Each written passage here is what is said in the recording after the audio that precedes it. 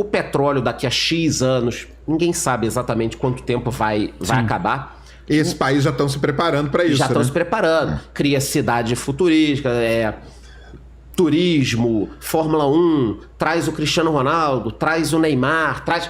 Por quê? Eles estão olhando o seguinte, pô, daqui a 50 anos, e você o quê? Se provavelmente vai ter petróleo. Eu até acho que ainda vai ter durante muito mais tempo do que... Imagina, a gente pode falar sobre isso, sobre o carro elétrico. É importante a gente falar sobre o carro elétrico, porque na geopolítica o carro elétrico hoje é importante para a China. Tá? É muito importante. Talvez seja a coisa mais importante que tem agora economicamente. Então, a maldição do petróleo, por exemplo, para quem não sabe, quebrou a Venezuela. Sim. Por que a Venezuela? Quando Hugo Chávez entrou ali, e um pouco depois, quando o petróleo começou a subir, ao invés dele pegar o dinheiro do petróleo, vender no preço certo e fazer com que o país melhorasse, ele começou a dar benesse pro povo. Ah, você é contra dar dinheiro pro povo? Claro que não, porra. Só que você não pode pegar um dinheiro que não é garantido aquele valor todos os anos e distribuir como se fosse uma renda fixa. É isso aí. O petróleo caiu, depois baixou de $100. O que aconteceu? Ele tinha uma despesa absurda no país, as receitas eram pequenas, ele começou a expropriar as empresas. Hoje, a Venezuela tem 90% a menos de produção industrial do que quando ele entrou. Vocês estão entendendo? Não é um número... Ah, não, caiu 5%, 3%. Não. 90%. Ou seja, ele agora está fudido porque ele produz menos petróleo que antes, porque a PDVSA não tem dinheiro para investir, né? Não tem o que tirar lá, sucateou tudo. E também não tem indústria, que é o resto. Não tem indústria, que é o resto. O Brasil passou por algo parecido. Eu sou carioca, não sei se você também é carioca. Não sou, mas eu morei no Rio há muito tempo. Quem aqui conhece ali Macaé, Campos dos Goytacazes? Minha cidade. Eu conheço muito bem ali. Morei em Macaé há alguns anos. É por causa do petróleo, né? Cara, aquilo era pra ser Dubai. Mas o que acontece? As cidades começaram a receber dinheiro. Aí o cara fazia uma ciclovia, aí no mês seguinte pintava a ciclovia. Aí eu ia pra lá num mês, aí o sinal, que vocês chamam de semáforo aqui em São Paulo, o sinal era de um jeito, aquele normal, né? Amarelo, vermelho e verde. Aí colocaram com um temporizador. Aí eu voltava, tinha um temporizador.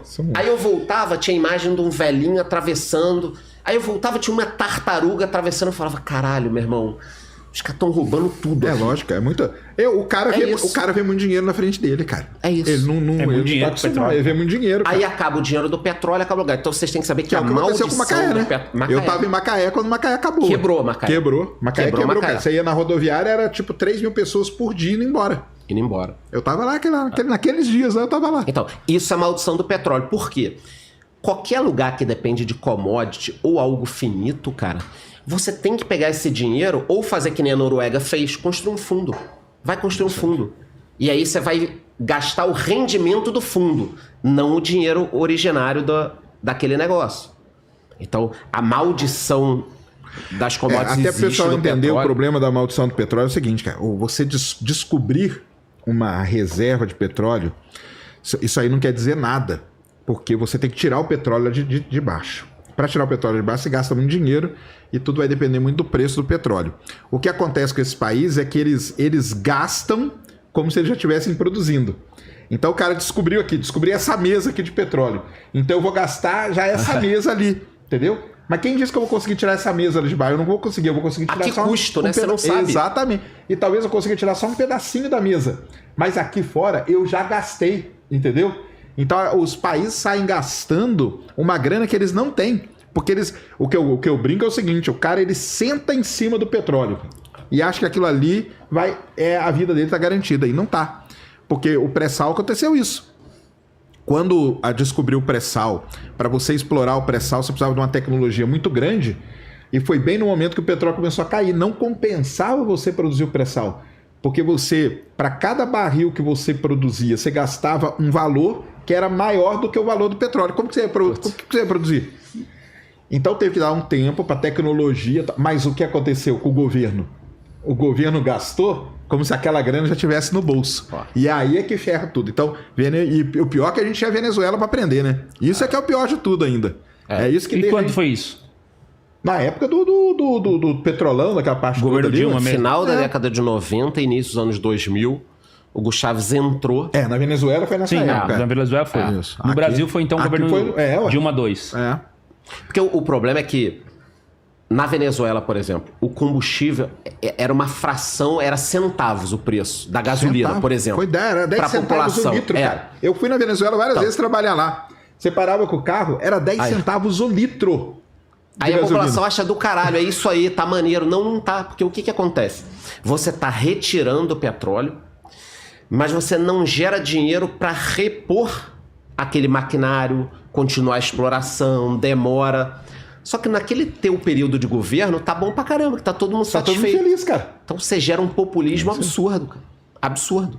Tinha gente no Brasil que atravessava a fronteira, ia lá na Venezuela... Pra abastecer. Fazia galão. Teve muita gente que morreu nessa história porque o carro pegava fogo voltando. Cara. Puta merda. O cara enchia o galão, enfiava um monte de galão dentro do carro a 10 centavos o litro e vendia baratinho na cidade.